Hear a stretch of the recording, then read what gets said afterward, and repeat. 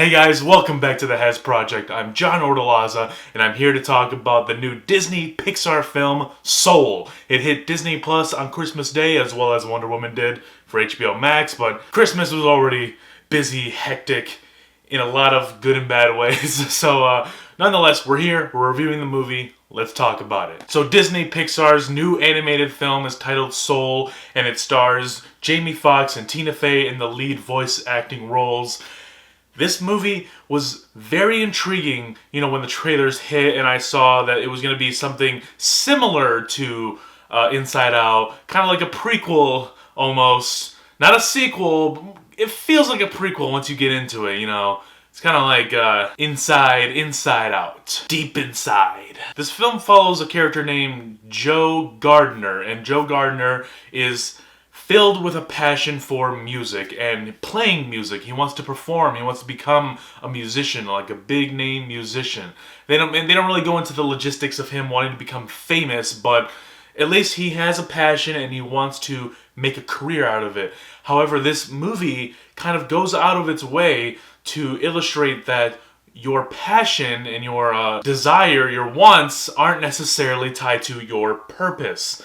And I really enjoyed that theme being played with throughout the entire movie. Like, that was the really cool thing, like, in the trailer. I'm not spoiling anything, guys, but in the trailer, they showed this in the trailer. Joe Gardner falls into this hole, this pothole, and then he becomes this blue character, this soul, because that's what it is. It is, you're seeing the metaphysical. Is that what it's called? I've heard a lot of people say that. So, the metaphysical appearance of Joe, you then follow him around as he's being led up this big old road that's leading into a big, bright white light called the Great Beyond. He manages to escape that, and he enters this new world that's much more colorful and vibrant, not just black and white like that weird bridge tunnel was. That was freaky.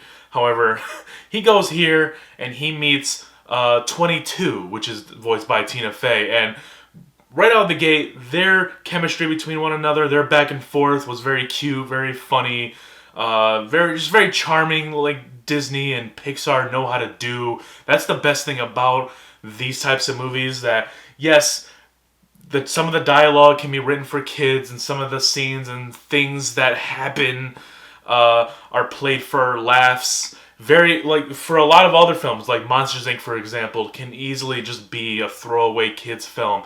However, with recent titles such as Inside Out and Coco and even Soul, Pixar really knows how to hit it home with not just attracting kids for dumb fun entertainment, but they're able to sneak in these hidden messages and meanings and actual stuff that adults like me can take away from this and be like, wow, this is more than just dumb fun. This is really good.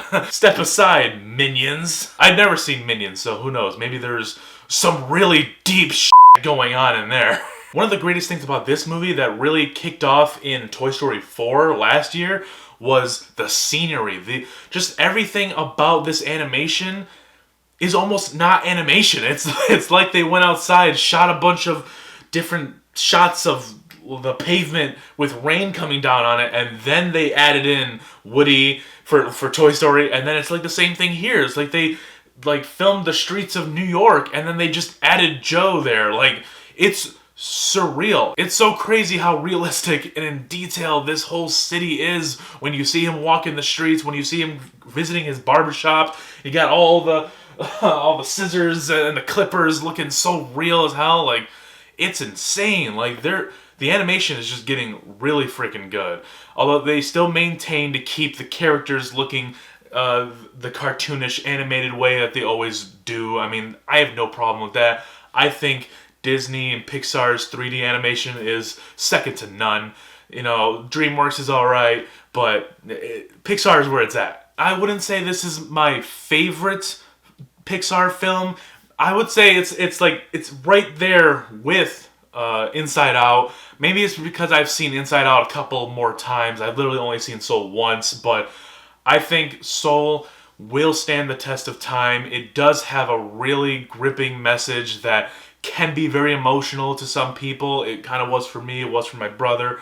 And I really appreciate that we're able to get this level of storytelling in an animated film that just, if you just blindly look at the poster or look at a trailer, you're like, oh, it's just for kids. Forget that. When this movie has more depth than any movie that can be marketed for just adults. I forget who the director was, Pete something, but he did a phenomenal job, and I'd love to see him come back for another Pixar film. They always like to pick some interesting directors for these Pixar films. Like, it's no big name directors. I'd say Brad Bird is probably the biggest. You know, he directed the two Incredibles movies, but I think for the most part, Pixar knows what they're doing. I feel like they have their stuff more put together than Marvel does, and Marvel has their stuff together to the T. Like, it's pretty tight over there. The music in here is also really great. It's got a nice jazz flavor to it. For a second, I was joking to myself saying, are we gonna see the animated Whiplash? Like, is this just gonna turn dark, like, at the halfway point? Joe's just gonna start, like, playing the piano really hard, sweating, freaking bloody band-aids on his fingers, and just blood all over the... No, this is a Pixar movie. Sorry.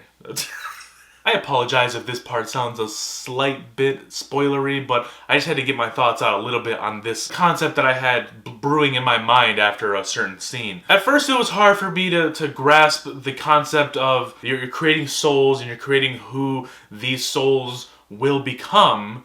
How does that work? Because in my opinion, I personally think that personality molds as you age, as you develop, as you grow and experience life. When the spirit is already in the body, and like after this point, well after this point of the kitty spirits just running around in this metaphysical world. Like I would argue that personality is grown after that, after the soul meets the body. But I think this film really does answer questions a lot better than you would think. And at the end of the day, it was a very nice film. It tied everything well together. I appreciated the message. It was very touching. I teared up just a little bit. No teardrop, no, but I teared up a little bit. Nonetheless, if you are a fan of animated films, especially Pixar films like Toy Story, Inside Out, Monsters, Inc., this one, Soul, is not one to miss out. I think you should go check it out. If you don't have a Disney Plus subscription, you might want to get that, guys, because it's at no extra charge. Go watch it, guys. It's a really great film. Let me know down below in the comment section, what did you think of the film Soul? What is your favorite Pixar film? Is it one of the Toy Stories, Monsters, Inc., or is it Up? I know Up is a big one around these parks. Never seen Ratatouille, though. I think that's the only one. And the 2 and 3 Cars. I've only seen the first one. Don't care about that. Anyways, guys, leave a like if you enjoyed the video and subscribe to the channel if you're new. I'm going to be doing reviews for Cobra Kai Seasons 1 and 2 in the lead up for Cobra Kai Season 3. It's going to be pretty jam-packed here at the Hess Project, so stick around, guys, because there's more to come.